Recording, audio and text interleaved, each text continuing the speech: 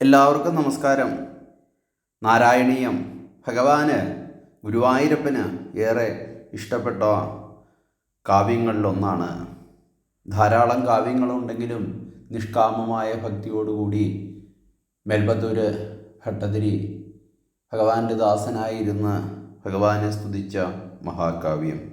അതിലെ അർത്ഥങ്ങളും പദച്ഛേദങ്ങളും ഒക്കെ ചേർത്ത് ലളിതമായ രീതിയിൽ ഒന്ന് വ്യാഖ്യാനിക്കുവാനായി ശ്രമിക്കുന്നു. ഞാൻ ഒരു വൈദികനാണ്, സംസ്കൃതം അത്യാവശ്യം പഠിച്ചിട്ടുണ്ട് എന്നതിലുപരി അതിൽ അഗാധമായ പാണ്ഡിത്യമൊന്നും ഇല്ല. എങ്കിലും ഗുരുവായൂരപ്പൻ്റെ അനുഗ്രഹം കൊണ്ട് കുഴപ്പമില്ലാതെ എല്ലാവർക്കും മനസ്സിലാകുന്ന രീതിയിൽ പറഞ്ഞു തരാൻ കഴിയുമെന്ന് ഞാൻ വിശ്വസിക്കുന്നു. ഇതൊന്നാമത്തെ ശ്ലോകമാണ്. തുടർ ശ്ലോകങ്ങളും അർത്ഥം, അതിൻ്റെ അന്വയം ഒക്കെ ചേർത്ത് എക്സ്പ്ലെയിൻ ചെയ്യണം എന്ന ആഗ്രഹമുണ്ട്. ഭഗവാൻ അനുഗ്രഹിച്ചാൽ അത് സാധിക്കുമെന്ന് എനിക്ക് പൂർണ്ണമായ വിശ്വാസവുമുണ്ട്. എന്തെങ്കിലും തെറ്റുകുറ്റങ്ങളൊക്കെ ഉണ്ടെങ്കിൽ അത് നിങ്ങൾ എൻ്റെ ഗുരുക്കന്മാരായി ഞാൻ കരുതിക്കൊണ്ട് നിങ്ങൾ തരുന്ന നിർദ്ദേശങ്ങൾ ഞാൻ സ്വീകരിച്ചുകൊള്ളാം എന്ന് പ്രാർത്ഥിച്ചുകൊണ്ട് തുടങ്ങുന്നു. സാന്ദ്രാനന്ദാവബോധാത്മകമനുപമിതം കാലദേശാവധിഭ്യാം നിർമുക്തം നിത്യമുക്തം നിഗമശതസഹസ്രേണ നിർഭാസ്യമാനം അസ്പഷ്ടം ദൃഷ്ടമാത്രേ പുനരുരുപുരുഷാർത്ഥാത്മകം ബ്രഹ്മതത്വം തത്താവദ്ഭാതി സാക്ഷാത് ഗുരുപവനപുരേ ഹന്തഭാഗ്യം ജനാനാം.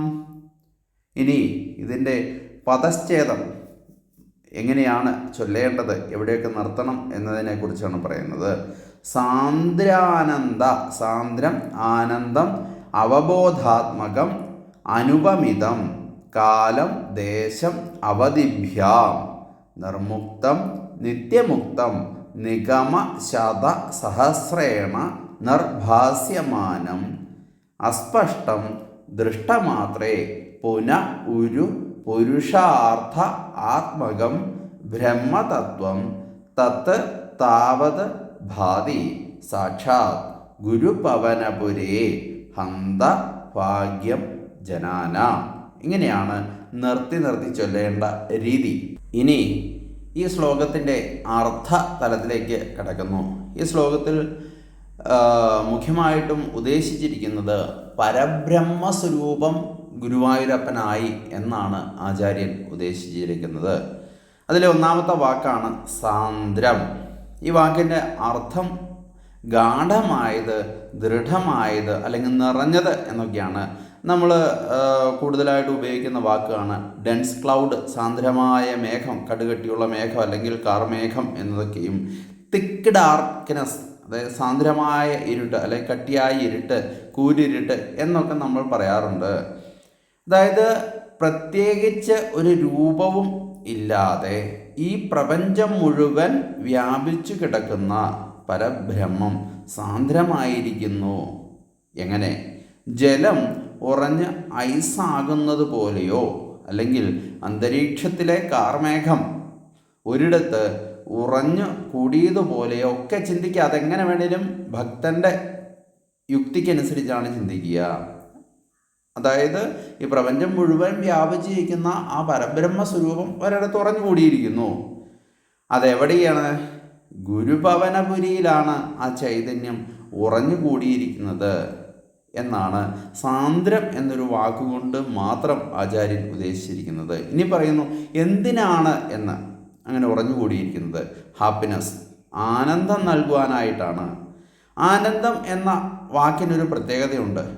വെറും സന്തോഷമല്ല, ഹാപ്പി അല്ല, ആ സന്തോഷത്തിനേക്കാൾ ഉപരി ഒരു സന്തോഷം. നമ്മൾ ഹാപ്പി ആയിട്ടിരിക്കുന്നു, നമുക്കൊരു ലോട്ടറി അടിച്ചു എന്ന് വിചാരിക്കുക. അപ്പോൾ ഒരു ലോട്ടറിയും കൂടെ അടിക്കുമ്പോഴത്തേക്കും നമുക്ക് കുറച്ചുകൂടെ, അഹങ്കാരമല്ല കേട്ടോ ഉദ്ദേശിച്ച്, അപ്പോൾ സന്തോഷത്തെക്കാൾ ഉപരി, ഒരു കുഞ്ഞുണ്ടായി അത് സന്തോഷം, ആ കുഞ്ഞിൻ്റെ കൂടെ മറ്റൊരു കുഞ്ഞും കൂടെ ഉണ്ടാകുമ്പോൾ അതിലേറെ സന്തോഷം എന്ന് പറയുന്ന അതാണ് സാധാരണ സന്തോഷത്തെക്കാൾ ഉയർന്ന സന്തോഷം, അതാണ് ആനന്ദം. അതുമല്ലെങ്കിൽ ഒരു ആത്മീയമായിട്ടുള്ള സ്പിരിച്വൽ ഹാപ്പിനെസ് എന്നോ ഒക്കെ പറയാം എന്നൊക്കെയാണ് ഇതിനെ ചിന്തിക്കേണ്ടത്. മറ്റൊരു കാര്യം കൂടി നമുക്ക് നൽകുവാൻ കൂടിയാണെന്നുകൂടി ആചാര്യൻ ഓർമ്മിപ്പിക്കുന്നു. അതായത് സന്തോഷം മാത്രമല്ല, അവബോധം, ആന്തരാനന്ദാവബോധം എന്നാണ്. സെൽഫ് അവെയർനെസ്, സ്വയം മനസ്സിലാക്കുവാൻ വേണ്ടി കൂടിയാണ്. അല്ലെങ്കിൽ സ്പിരിച്വൽ അവെയർനെസ്, ഭക്തിയിലൂടെ നമ്മൾ ആരാണ് എന്ന് സ്വയം അറിയുവാൻ കൂടിയാണ് ഗുരുവായൂരപുരിയിൽ ആ ചൈതന്യം ഉറഞ്ഞുകൂടിയിരിക്കുന്നത്. അതായത് ആത്മീയമായ മാർഗത്തിലൂടെ അല്ലെങ്കിൽ ഭക്തിയിലൂടെ അല്ലെങ്കിൽ സ്വയം മനസ്സിലാക്കുവാൻ വേണ്ടി അതിലൊരു അവബോധം, അവെയർനെസ് ഉണ്ടാകുവാൻ വേണ്ടി, കൂടാതെ ആത്മകം നമ്മിലുള്ള ഈശ്വര ചൈതന്യത്തെ തിരിച്ചു അറിയുവാനുമായി വേണ്ടിയാണ് ഗുരുഭവനപുരിയിൽ ആ ചൈതന്യം ഉറഞ്ഞുകൂടിയിരിക്കുന്നത് എന്ന് അർത്ഥമാക്കാം. ഇനി പറയുന്നു അനുപമിതം, അടുത്ത വാക്കാണ്. ഈ പരബ്രഹ്മസത്യത്തിൻ്റെ ഒരു പ്രത്യേകതയാണ് പറഞ്ഞത്. ആദ്യമത്തെ പോയിന്റ് പരബ്രഹ്മ സത്യം ആണല്ലോ. അപ്പോൾ ആ സത്യത്തെ അനുപമിതം, ഇൻകമ്പയറബിൾ അല്ലെങ്കിൽ മാച്ച്ലെസ്, ഒരിക്കലും അത് ഇന്നതാണ് അല്ലെങ്കിൽ മറ്റൊരു വസ്തുവിനോട് കമ്പയർ ചെയ്യാൻ പറ്റത്തില്ല. ഇന്നയാളെ പോലെ ഇന്നയാൾ ഇരിക്കുന്നു എന്ന് പറയല്ലോ നമ്മൾ. പക്ഷേ അങ്ങനെ ഒരു മാച്ച്ലെസ് ആണ്, ആരുമായിട്ടും കമ്പയർ ചെയ്യാൻ പറ്റത്തില്ല. അതിൻ്റെ രൂപം ഇന്നതെന്ന് പറയാൻ പറ്റില്ല, മറ്റൊന്നിനോട് ഒരിക്കലും ഉപമിക്കാനും കഴിയില്ല. അതുപോലെ തന്നെ അതിന് കാലദേശ അവധിഭ്യാം, കാലത്തിന്, കാലം എന്ന് പറഞ്ഞാൽ സമയം എന്നതാണ്. അതുപോലെ തന്നെ ദേശം എന്നാൽ ഇന്ന ദേശം, ഒരു ലൊക്കേഷൻ പറയാൻ പറ്റത്തില്ല. ഇന്നടുത്തുള്ളതാണ് ആ പരബ്രഹ്മം എന്ന് പറയാൻ പറ്റില്ല. അത് ഈ പ്രപഞ്ചം, ഈ ഭൂമി മുഴുവൻ അല്ലെങ്കിൽ ഈ നമ്മുടെ അന്തരീക്ഷം മുഴുവൻ വ്യാപിച്ച് കിടക്കുന്നു. അതാണ് കാല ദേശ അവധിഭ്യാം. എന്നാൽ അവധിഭ്യാം എന്നതിന് പരിധി അല്ലെ ബൗണ്ടറി എന്നാണ്, അല്ലെങ്കിൽ ലിമിറ്റ് എന്നൊക്കെ ആ വാക്കിനെ നമുക്ക് ചിന്തിക്കാൻ പറ്റും. അപ്പോൾ ഈ പരബ്രഹ്മസ്വരൂപത്തിന് കാലവുമില്ല, ദേശവുമില്ല, അതിന് പരിധി പോലുമില്ല. എവിടെയും പരബ്രഹ്മസ്വരൂപമാണ് എന്നാണ് പറയുന്നത്. ഇനിയും വീണ്ടും പറയുന്നു നിർമുക്തം നിത്യമുക്തം. നിർമുക്തം, ബന്ധനങ്ങളിൽ നിന്നും മോചിതനാണ്. അല്ലെങ്കിൽ ഒരിക്കലും അതിനെ ബന്ധിക്കുവാനാവില്ല. കാരണം നിർമുക്തം നിത്യമുക്തമാണത്. അതിന് ഇന്നലെ ഉണ്ടായതാണെന്ന് പറയാൻ പറ്റത്തില്ല. പരബ്രഹ്മസ്വരൂപം ഇന്നുണ്ടായതാണെന്ന് പറയാൻ പറ്റത്തില്ല. നാളെ ഉണ്ടാകുന്നതാണോ എന്ന് പറയാനും പറ്റത്തില്ല. അതായത് ഇന്നലെയെന്നോ ഇന്നെന്നോ നാളെയെന്നോ ഒരു വകഭേദം പോലും ഇല്ലാത്തതാണ്. എൻ്റർലി ഫ്രീ ആണ് എന്നാണ് സാരം. ഇങ്ങനെയൊക്കെ ആണെങ്കിലും ആ പരബ്രഹ്മസ്വരൂപത്തിനൊരു പ്രത്യേകതയുണ്ട്. നിഗമശതസഹസ്രേണ നിർഭാസ്യമാനം. നിഗമ എന്നാൽ വേദം, ശതമെന്നാൽ 100, സഹസ്രം എന്നാൽ 1000, നിർഭാസ്യമാനം എന്നാൽ പ്രകാശിപ്പിച്ചു എന്നാണ്. ഇവിടെ ആ വാക്കിന് പ്രകാശിപ്പിക്കലല്ല, ഉപയോഗിച്ചു എന്ന് വേണമെങ്കിൽ നമുക്ക് ചിന്തിക്കാം. അതായത് 100 കണക്കിന്, വേദങ്ങളിൽ 100 കണക്കിന് അല്ല 1000കണക്കിന് തവണ ഇതിനെ ഉപയോഗിച്ചിട്ടുണ്ട്. ഈ പരബ്രഹ്മ സ്വരൂപ അല്ല ആ സത്യം എന്ന വാക്കിനെ ഉപയോഗിച്ചിട്ടുണ്ട്. അതായത് കാണാനും കേൾക്കാനും ഒന്നും പറ്റില്ല. അതാണ് പറയുന്നത് അസ്പഷ്ടം. ആ തത്വത്തെ, ആ ബ്രഹ്മത്തെ ആർക്കും സ്പർശിക്കുവാൻ കഴിയില്ല. തന്നെയുമല്ല നമ്മുടെ ചക്ഷുരാദി ഇന്ദ്രിയങ്ങൾ കൊണ്ട് കാണുവാനോ അറിയുവാനോ സ്പർശിക്കുവാനോ കഴിയില്ല എന്നാണ് പറയുന്നത്. വേദങ്ങളിൽ 100 അല്ല 1000 അല്ല 10000 തവണ, 10000കണക്കിന് തവണ ചിലപ്പോൾ ഈ സത്യത്തെക്കുറിച്ച് പറഞ്ഞിട്ടുണ്ട്. പക്ഷെ അത് ഒരിക്കലും മനുഷ്യന് തൊടുവാനോ അല്ലെങ്കിൽ അറിയുവാനോ ഒന്നും സാധിക്കുകയില്ല.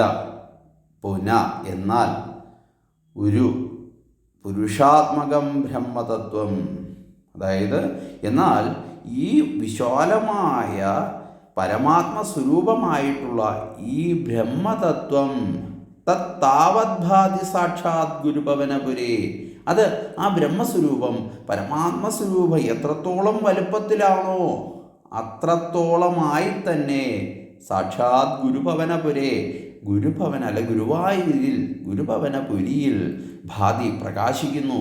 അതായത് ഗുരുവായൂരപ്പൻ ഈ പ്രപഞ്ചത്തിൽ എത്രത്തോളം പരബ്രഹ്മസ്വരൂപമുണ്ടോ അത്രത്തോളം തന്നെ സ്വരൂപം ഗുരുവായൂരപ്പിൽ, അല്ലെങ്കിൽ ആ പരബ്രഹ്മസ്വരൂപം ഗുരുവായൂരിൽ പ്രകാശിക്കുന്നു അല്ലെങ്കിൽ കൂട്ടിക്കൊള്ളുന്നു എന്നാണ് ആചാര്യൻ പറയുന്നത്.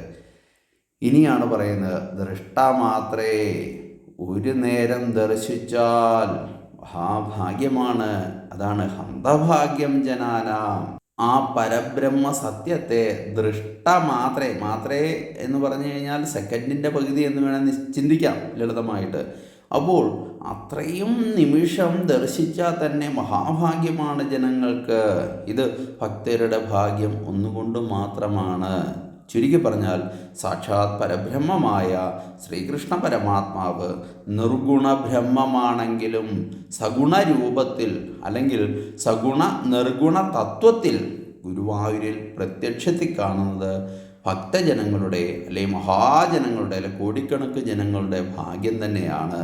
ആ ദർശനം സാധിക്കുക എന്നത് തന്നെ ജനങ്ങൾക്ക് നിർവൃതി അടയുവാൻ കഴിയും എന്നതും ഒരു മഹാഭാഗ്യമാണ്.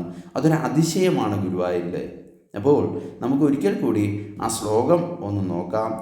സാന്ദ്രാനന്ദാവബോധാത്മകം അനുപമിതം കാലദേശാവധിഭ്യാം നിർമുക്തം നിത്യമുക്തം നിഗമശതസഹസ്രേണ നിർഭാസ്യമാനം അസ്പഷ്ടം ദൃഷ്ടമാത്രേ പുനരുരുപുരുഷാർത്ഥാത്മകം ബ്രഹ്മതത്വം തത്താവത് ഭാതി സാക്ഷാത് ഗുരുഭവനപുരേ ഹന്തഭാഗ്യം ജനാനാം.